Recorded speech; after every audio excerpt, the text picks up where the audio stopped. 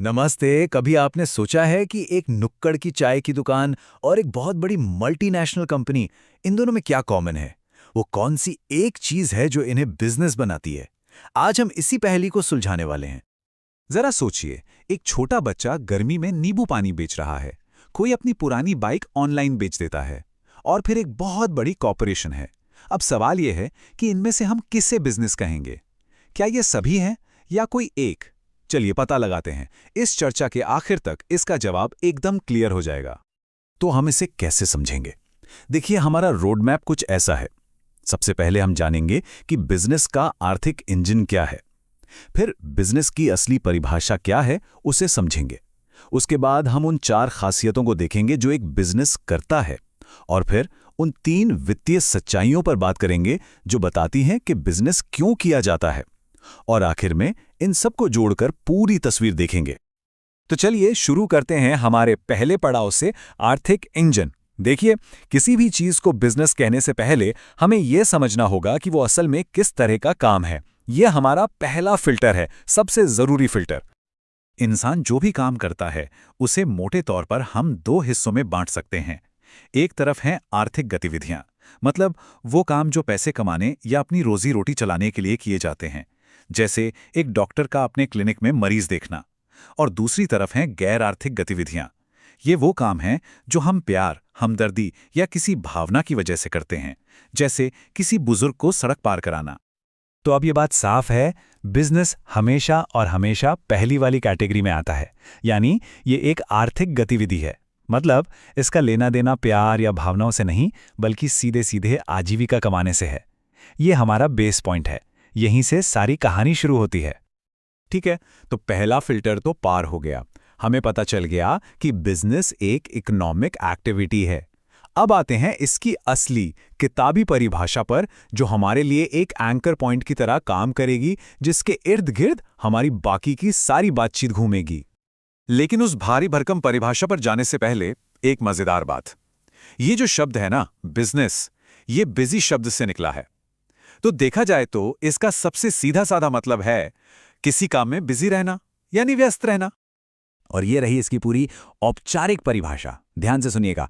Business एक ऐसी आर्थिक गतिविधि है जिसमें समाज की जरूरतों को पूरा करने के लिए वस्तुओं और सेवाओं का उत्पादन और बिक्री की जाती है। और इन सब का मकसद होता है मुनाफा कमाना। अब इस एक लाइन में बहुत कुछ छुपा है ना? तो चलिए इसे एक एक करके खोलते हैं।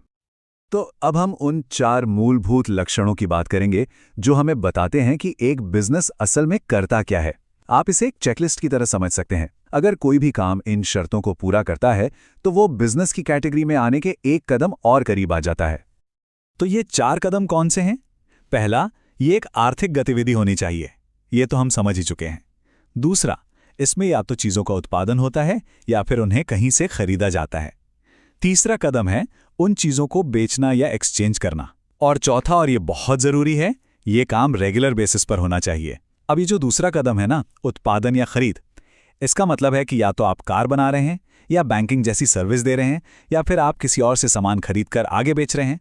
लेकिन सिर्फ सामान बनाना या खरीद लेना ही काफ़ी नहीं है। और यहीं पर हमारा तीसरा कदम काम आता है, बिक्री या एक्सचेंज। देखिए, अगर कोई चीज़ अपने पर्सनल इस्तेमाल के लिए है तो वो बिजनेस नहीं कहलाएगा। जैसे अगर घर पर परिवार के लिए खाना बनाया तो वो बिजनेस नहीं है। लेकिन अगर वही खाना बनाकर एक रेस्टोरेंट में बेचा जाए तो वो बिल्कुल एक बिजनेस है। फर्क साफ है ना? इससे एक बहुत ही इंटरेस्टिंग सवाल दिमाग में आता है। मान लीजिए किसी ने एक बार कोई चीज बेच दी, तो क्या उसे बिजनेस कहेंगे? और यहीं पर हमारी चेकलिस्ट का चौथा और आखिरी पॉइंट आता है, रेगुलरिटी। मतलब लेन देन नियमित तौर पर होना चाहिए। अगर किसी ने अपना पुराना रेडियो एक बार बेच दिया, चाहे फायदे में ही क्यों ना बेचा हो, वो बिजनेस नहीं है। लेकिन अगर कोई अपनी दुकान से रोज रेडियो सेट बेचता है तो वो यकीनन एक बिजनेस है। तो ये जो लगातार होने वाला काम है ना, ये बहुत जरूरी है। तो अब तक हमने ये समझ लिया कि एक बिजनेस क्या करता है। अब बात करते हैं कि एक बिजनेस क्यों किया जाता है और इसमें क्या क्या हो सकता है। इसके लिए हम 3 वित्तीय सच्चाइयों को समझेंगे। ये हमारी चेकलिस्ट का दूसरा हिस्सा है। सबसे पहली और सबसे बड़ी सच्चाई, प्रॉफिट। हर बिजनेस का सबसे पहला मकसद होता है मुनाफा कमाना। सीधी सी बात है। बिना मुनाफे के कोई भी बिजनेस ज्यादा दिन तक टिक नहीं सकता। ये उस गाड़ी के ईंधन जैसा है जिसके बिना वो आगे बढ़ ही नहीं सकती। पर क्या प्रॉफिट की कोई गारंटी होती है? क्या ये पक्का है कि मुनाफा होगा ही होगा? इसका जवाब है बिल्कुल नहीं। और यहीं पर बिजनेस की दूसरी सच्चाई सामने आती है, रिटर्न की अनिश्चितता। मतलब कोई भी पक्के तौर पर यह नहीं कह सकता कि उससे कितना पैसा वापस मिलेगा। आप कितनी भी मेहनत कर लें, कितना भी अच्छा प्लान बना लें, नुकसान का खतरा वो हमेशा बना रहता है।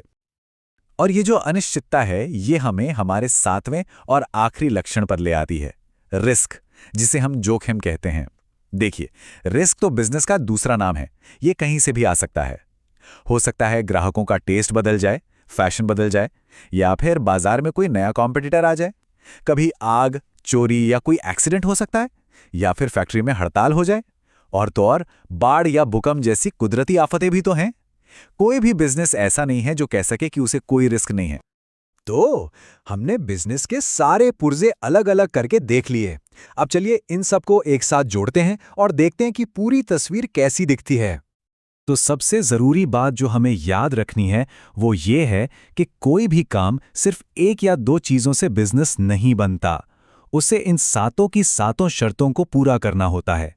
मतलब वो एक रेगुलर इकोनॉमिक एक्टिविटी हो, जिसका मकसद प्रॉफिट कमाना हो, जिसमें चीजों की बिक्री शामिल हो, और जहां रिस्क और अनिश्चितता हमेशा हमेशा साथ चलते हों। तो अब जब हम इस पूरी चर्चा को समेट रहे हैं, तो एक आखिरी सवाल के साथ इसे छोड़ते हैं। अगर ये 7 चीजें मिलकर एक बिजनेस की इमारत खड़ी करती हैं, तो आखिर समाज में इस इमारत का असली मकसद क्या है? ये सिर्फ परिभाषाओं की बात नहीं है, ये बिजनेस के असल असर के बारे में सोचने की बात है।